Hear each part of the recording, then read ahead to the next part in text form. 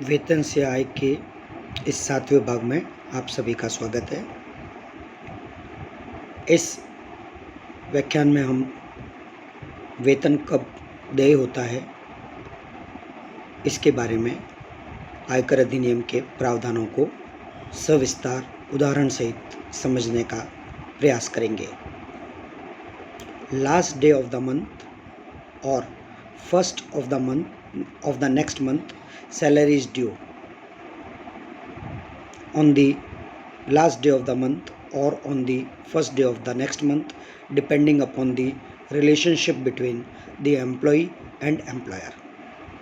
कहने का अर्थ है वेतन जिस माह में आप कार्य करते हैं उसी माह की अंतिम तिथि को देय हो जाता है अथवा उसके अगले माह की प्रथम तिथि को। यह डिपेंड करता है, निर्भर करता है नियोक्ता और कर्मचारी के बीच किस प्रकार का अनुबंध हुआ है, संबंध हुआ है। If salary is due on the last day of the month, then salary from April to March shall be due during the particular year, but if salary is due on the first of next month, salary from March to February shall be due during the relevant previous year। यदि वेतन उसी माह की अंतिम तारीख को देय हो जाता है तो किसी विशेष गत वर्ष में अप्रैल से लेकर मार्च जो सामान्य वर्ष होता है उसी का वेतन उस वर्ष में देय होगा। और यदि वेतन अगले माह की प्रथम तारीख को देय होता है तो किसी भी गत वर्ष में मार्च से लेकर फरवरी तक का वेतन ही संबंधित वर्ष में देय माना जाएगा, क्योंकि इस स्थिति में मार्च वाली सैलरी 1 अप्रैल को देय होगी और अप्रैल से नया वर्ष प्रारंभ हो जाता है। फरवरी की सैलरी 1 मार्च को देय होगी जो 31 मार्च के अंदर अंदर आता है, परंतु फिर मार्च जो आएगा उसमें कमाया गया वेतन अगले वर्ष की आय का भाग माना जाएगा। अब हम इसको एक उदाहरण से समझते हैं। पहले उदाहरण लेते हैं, salary due on last day of every month. यदि वेतन प्रत्येक माह की अंतिम तिथि को देय होता है तो ऐसे केस में salary for the month of, ये हमने कॉलम बनाया है। यदि मार्च 2019 की बात करें, अप्रैल 2019 की बात करें, मई 2019 की बात करें, जून, इस तरह से लेते हुए हमने जो कॉलम बनाए हैं वो अप्रैल 2020 तक की वेतन के बारे में हमने बात की है। यदि वेतन उसी माह की अंतिम तिथि को देय होगा तो वेतन कब देय होगा पहले हम उसकी बात कर लें। ड्यू डेट ऑफ सैलरी, मार्च का वेतन 31 मार्च को, अप्रैल का वेतन 30 अप्रैल को, मई का वेतन 31 मई को, यानी अंतिम तिथि उसी माह की उस दिन देय हो जाएगा। इसी प्रकार से जब हम अंत में बात करेंगे तो वह होगा अप्रैल 2020 का वेतन 30 अप्रैल 2020 को देय हो जाएगा। जब हम कर योग्य वेतन की हम बात करेंगे, whether taxable in assessment year 2019-20 और असेसमेंट ईयर 2020-21 और असेसमेंट ईयर 2021-22। देखिए, हम असेसमेंट ईयर की जब हम बात कर रहे हैं 2019-20 की, यानी यहाँ पर हमें गत वर्ष 2018-19 का जो आय होगी उस पर कर लगाने की बात करनी है। 2020-21 असेसमेंट ईयर के लिए प्रीवियस ईयर होगा 2019-20 और 2021-22 के लिए गत वर्ष होगा 2020-21, यानी 18-19 में होने वाली आय असेसमेंट ईयर 19-20 में कर योग्य होगी। तो यहीं से हम प्रारंभ करते हैं। सबसे पहले जो मार्च 2019 वाला वेतन है वो 31 मार्च 2019 को देय हो गया और यह वर्ष 2018-19 1 अप्रैल 2018 से प्रारंभ होकर 31 मार्च 2019 को समाप्त हुआ। इसलिए यह आय 2019-20 में कर योग्य होगी। जो अप्रैल 2019 का वेतन है वो 30 अप्रैल 2019 को देय हुआ। 30 अप्रैल 2019 1 अप्रैल 2019 से 31 मार्च 2020 के बीच में आता है, इसलिए यह 2019-20 गत वर्ष या असेसमेंट ईयर 2020-21 के लिए कर योग्य होगा। यही लागू रहेगा जब तक मार्च 2020 नहीं आ जाता, क्योंकि मार्च 2020 का वेतन 31 मार्च 2020 को देय हुआ है और यह भी अभी 19-20 गत वर्ष ही चल रहा है, जिसकी आय 2020-21 में कर योग्य होगी। जब हम अप्रैल 2020 की बात करेंगे, यह 30 अप्रैल 2020 को देय हुआ है, अतः नया वर्ष प्रारंभ हो चुका है और नया गत वर्ष प्रारंभ हुआ है 1 अप्रैल 2020 को, जो समाप्त होगा 31 मार्च 2021 को, और 20-21 गत वर्ष की आय कर निर्धारण वर्ष 2021-22 में कर योग्य होगी। इसी उदाहरण को हम इस तरह से भी समझते हैं, जब वेतन अगले माह की पहली तारीख को देय हो। जब वेतन अगले माह की पहली तारीख को देय होगा, तब मार्च 2019 का वेतन 1 अप्रैल 2019 को देय होगा। अप्रैल 2019 का वेतन 1 मई को देय होगा। मई 2019 का वेतन 1 जून को, जून 2019 का 1 जुलाई को, जुलाई 2019 का 1 अगस्त 2019 को, और इसी प्रकार चलते चलते जब हम बात करेंगे अप्रैल 2020 की, अप्रैल 2020 का वेतन 1 मई 2020 को देय होगा। संबंधित कौन कौन से वित्तीय वर्ष होंगे, कौन कौन से कर निर्धारण वर्ष होंगे जिनमें ये राशियां कर योग्य होगी। जो मार्च 2019 में वेतन वह 1 अप्रैल 2019 को देय हुआ है और यहाँ पर इसी तिथि को नया वर्ष प्रारंभ हो गया है। 1 अप्रैल 2019 से प्रारंभ हुआ गत वर्ष 31 मार्च 2020 को समाप्त होगा, यानी 2019-20 गत वर्ष हुआ, जिसकी कर योग्य आय कर निर्धारण वर्ष असेसमेंट ईयर 2020-21 में कर योग्य होगी। तो मार्च, अप्रैल, मई, जून, जुलाई, अगस्त, सितंबर, अक्टूबर, नवंबर, दिसंबर, जनवरी और फरवरी, क्योंकि फरवरी 2020 का वेतन 1 मार्च 2020 को देय है। 1 मार्च 2020 अभी भी गत वर्ष 19-20 के दायरे में आता है, लेकिन जैसे ही हम मार्च 2020 की बात करेंगे, उसका वेतन 1 अप्रैल 2020 को देय होगा, जो कि नए गत वर्ष के प्रारंभ होने का सूचक है।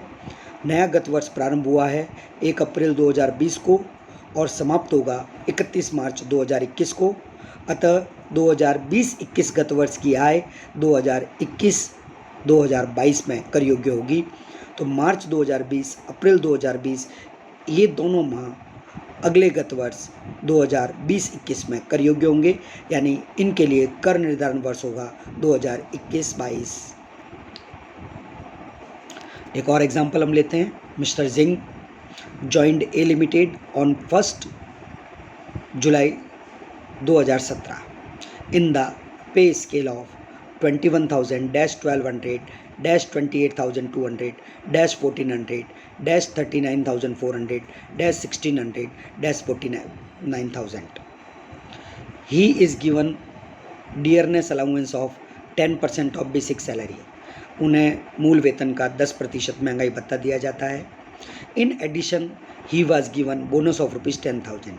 इसके अतिरिक्त उन्हें 10,000 रुपये का बोनस भी दिया गया। The employees salary is due on the first day of next month. इस कर्मचारी का वेतन अगले माह की पहली तारीख को देय होता है।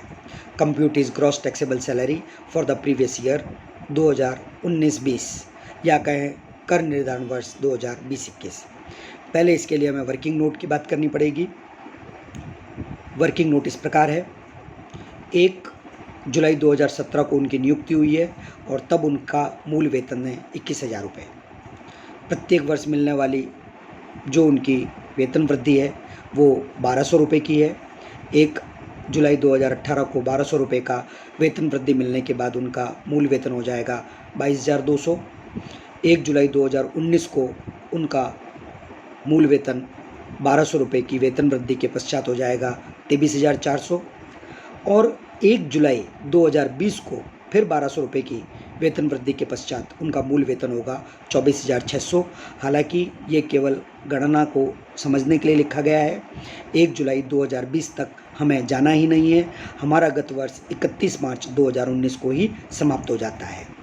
इस विवरण से हम गत वर्ष 2019-20 के प्रत्येक माह की वेतन के बारे में जानकारी प्राप्त कर लेते हैं। 1 अप्रैल 2019 को, क्योंकि वेतन अगले माह की पहली तारीख को देय होता है, अतः 1 अप्रैल 2019 को मार्च 2019 वाला वेतन देय हुआ है। और मार्च 2019 वाला वेतन जैसा कि इंक्रीमेंट लगने के बाद में 22,200 रुपये हुआ था, वो हमने यहाँ पर लिख दिया है। मई में भी यही वेतन रहा है, जून में भी यही वेतन रहा है, जुलाई में भी यही वेतन रहा है। क्योंकि हम 1 जुलाई की बात कर रहे हैं, जो जून माह का वेतन है वो 1 जुलाई को देय हुआ। जुलाई माह में उनको इंक्रीमेंट मिलने के बाद 23,400 रुपये का वेतन हो गया, परंतु वह देय होगा 1/8/2019, 1 अगस्त 2019 को, जो फरवरी 2020 के वेतन तक चलता रहेगा, जो ड्यू होगा अगले माह की पहली तारीख यानी 1 मार्च 2020 को। इस प्रकार 23,400 रुपये यह 1 मार्च 2020 तक इन 12 माह का वेतन इसमें सम्मिलित करना है। मार्च माह का वेतन जो 23,400 रुपये होगा वो अगले गत वर्ष 2020-21 में कर योग्य होगा। अब हम वापस आ जाते हैं इस उदाहरण की तरफ। पिछले वर्किंग नोट में हम समझ चुके हैं कि उनका मूल वेतन इस प्रकार कर योग्य हुआ 2,76,000 रुपये। उनको 10% की दर से महंगाई भत्ता मिल रहा है, 2,76,000 रुपये का 10% यानी 27,600 रुपये। उन्हें बोनस भी मिला है 10,000 रुपये। इस प्रकार उनका सकल कर योग्य वेतन गत वर्ष 2019-20 के लिए हुआ 3,13,600 रुपये। एक उदाहरण हम और लेते हैं। Mister Yasin joint Z limited on 1 October 2017 in the pay scale of, यानी ये पे स्केल मुझे वापस रिपीट करने की आवश्यकता नहीं है। उनको मूल वेतन का 10% महंगाई भत्ता डीए मिल रहा है, 15,000 रुपये का उन्हें बोनस भी दिया गया है। और यहाँ पर दिया गया है the employees salary is due on the last day of the same month. जैसा कि हम बात कर चुके हैं, यानी मार्च वाली सैलरी मार्च में ड्यू होगी, अप्रैल वाली अप्रैल में, मई वाली मई में, जून वाली जून में। यही क्रम चलता रहेगा। इस उदाहरण के लिए भी पहले हम वर्किंग नोट की बात कर लें। 1 अक्टूबर 2017 को उनका मूल वेतन रहा 21,000 रुपये। अगले वर्ष इसी तिथि को 1 अक्टूबर 2018 को 1,200 रुपये के उनके वेतन वृद्धि के पश्चात 22,200 रुपये का मूल वेतन हो गया। 1 अक्टूबर 2019 को 1,200 रुपये के मूल वेतन में वृद्धि के पश्चात उनका मूल वेतन हुआ है 23,400। और 1 अक्टूबर 2020 को 1,200 रुपये की वेतन वृद्धि के पश्चात उनका मूल वेतन हो जाएगा 24,600 रुपये। हालांकि ये सिर्फ गणना के लिए है। 1 अक्टूबर 2020 तक हम पहुंचेंगे ही नहीं, क्योंकि हमारा गत वर्ष 31 मार्च 2019 को समाप्त हो जाएगा। अब आप देखिए,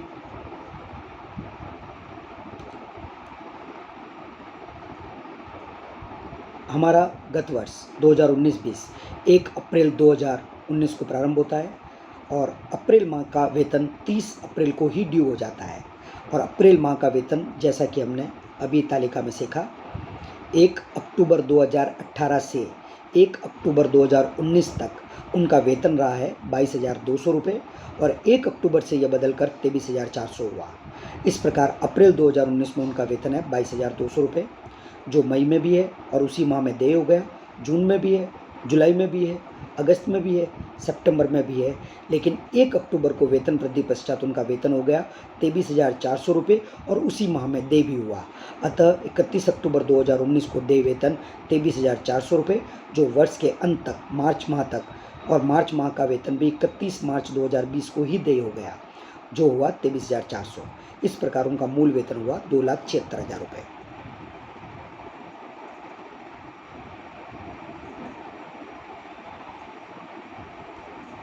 यहाँ पर लगता है कंप्यूटर से जोड़ में मिस्टेक हो गई है। ये 2,76,000 रुपये नहीं है, ये 2,73,600 रुपये है। और 2,73,600 पर उनको डियरनेस अलाउंस भी मिला है 27,360 रुपये का, और बोनस जैसा कि प्रश्न में बताया गया 15,000 रुपये का प्राप्त हुआ है। अतः उनका सकल कर योग्य वेतन हुआ 3,15,960 रुपये। एक एग्जाम्पल हम और लेते हैं। Mister jolly joint Jio limited on 1 July 2011। In the pay scale के बारे में बात करने की आवश्यकता नहीं है। The employer has allowed him 3 increments in advance at the time of joining. Join करते समय उन्हें 3 the employer has allowed him 3 increment in advance at the time of joining. हालांकि इस प्रश्न को हल करते समय हम इस बात को इग्नोर करेंगे, क्योंकि इसके बारे में हम बाद में बात करेंगे। The employees salary is due on the 1st of next month. हम इसे साधारण प्रश्न की तरह ही अभी लेने की कोशिश करेंगे, क्योंकि 2011 को जो वेतन और धीरे धीरे जो वेतन वृद्धियाँ होती है उनको समझने का प्रयास करेंगे। Employee was allowed dearness allowance at the rate of 7,000 per month during the previous year 2019-20 and at the rate of 9,000 per month in the year 2020-21. The employee has resigned with effect from 1st March 2020. The employee was allowed pension at the rate of 9,000 per month. उन्होंने 1 मार्च 2020 को इस्तीफ़ा दे दिया। तत्पश्चात उनका retirement के बाद pension सुनिश्चित की गई 9,000 रुपये प्रति माह पर।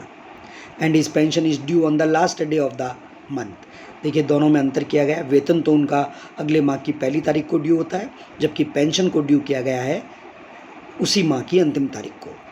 Dearness allowance is given at 50% of normal DA after retirement, यानी जो नॉर्मल डीए है उसका 50% रिटायरमेंट के पश्चात उन्हें दिया जाएगा। Compute is gross taxable salary for previous year 2019-20। गत वर्ष 2019-20 के लिए उनकी सकल वेतन की गणना करनी है, और सकल वेतन की गणना करने से पहले हमें उनके लिए एक वर्किंग नोट बनाना पड़ेगा। 1/7/2011 को उनकी नियुक्ति हुई, तब हम 21,000 रुपये के मूल वेतन को लेकर हम प्रारंभ करेंगे। ध्यान रखिए, 3 इंक्रीमेंट की बात उन्होंने लिखी है, लेकिन हम फिलहाल उसको इग्नोर करके चल रहे हैं। 1 जुलाई 2012 को 1,200 रुपये का इंक्रीमेंट मिल करके उनका वेतन 22,200 रुपये हो गया, जो 1 जुलाई 2013 तक चलेगा। 1 जुलाई 2013 से 1,200 रुपये की वेतन वृद्धि पश्चात उनका मूल वेतन हो जाएगा 23,400 रुपये। 1 जुलाई 2014 को उनका मूल वेतन हो जाएगा 24,600। 1 जुलाई 2015 को उनका मूल वेतन हो जाएगा 25,800। 1 जुलाई 2016 को 27,000 रुपये। 1 जुलाई 2017 को 28,200। 28,200 रुपये मूल वेतन पहुंचने के पश्चात, जैसा कि वेतनमान बता रहा है, अब उनकी वेतन वृद्धि हो जाएगी 1,400 रुपये। 1 जुलाई 2018 को 29,600 रुपये का मूल वेतन होगा। 1 जुलाई 2019 को 1,400 रुपये की वेतन वृद्धि पश्चात उनका मूल वेतन 31,000 होगा। और उसके बाद 1 जुलाई 2020 तो उन्होंने आने ही नहीं दी, उसके पहले 1 मार्च 2020 को उन्होंने रिटायरमेंट ले लिया। अतः 1 मार्च 2020 को उनकी पेंशन 9,000 रुपये की ड्यू हो जाएगी, और मार्च की पेंशन मार्च में ही ड्यू होगी। आइए सबसे पहले हम बात करते हैं मार्च 2019 में जो वेतन वो कमाएंगे वो देय होगा 1 अप्रैल 2019 को। 1 अप्रैल 2019 को वेतन वृद्धि मिलने के पश्चात जो 1 जुलाई 2018 को मिली थी उनका वेतन 29,600 रुपये है, और ये 1 जुलाई 2019 तक चलेगा। जुलाई माह में उनकी वेतन वृद्धि हो जाएगी, लेकिन वो देय होगी अगस्त माह में। तो ये देखिए, हम इस प्रकार यहाँ पर देख रहे हैं 1 अप्रैल, 1 मई, 1 जून, 1 जुलाई तक उनका वेतन यही रहा। जुलाई माह में वेतन वृद्धि हुई, अब उनका मूल वेतन हो गया 31,000 रुपये, लेकिन वो 1 अगस्त को देय होगा, और ये वर्ष के अंत यानी फरवरी माह तक चलता रहेगा। फरवरी माह का वेतन 1 मार्च को देय होता है। उसके पश्चात 1 मार्च को उन्होंने इस्तीफ़ा दे दिया और वो रिटायर हो गए, तो मार्च माह का वेतन होता तो वो अगले वर्ष 1 अप्रैल को देय होगा। लेकिन क्योंकि अब उनको पेंशन मिल रही है और पेंशन के बारे में लिखा हुआ है कि वो उसी माह की अंतिम तिथि को 31 मार्च को देय हो रहा है, अतः हमें 31 मार्च को मिलने वाली 9,000 रुपये की पेंशन भी इसी में सम्मिलित करनी पड़ेगी। तो कुल मिलाकर के वेतन और पेंशन मिलाकर 3,75,400 रुपये का उनका मूल वेतन हुआ।